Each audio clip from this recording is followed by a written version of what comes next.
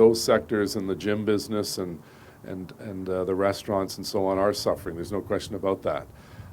But at the time when the government made the decision, which I support it, the reality is that we were the worst of the worst in Ontario.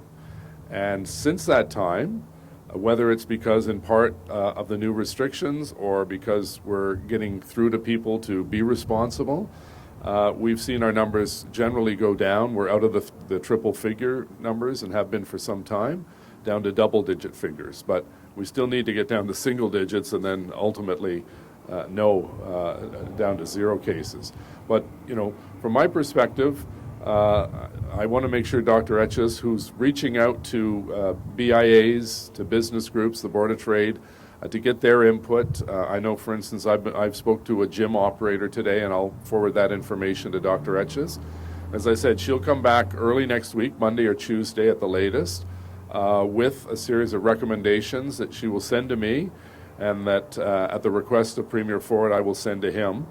And my hope is that some of those recommendations will allow us to see many of these restaurants and fitness facilities to open, undoubtedly with some parameters from a public safety point of view, before day 28, which I believe is November 6th.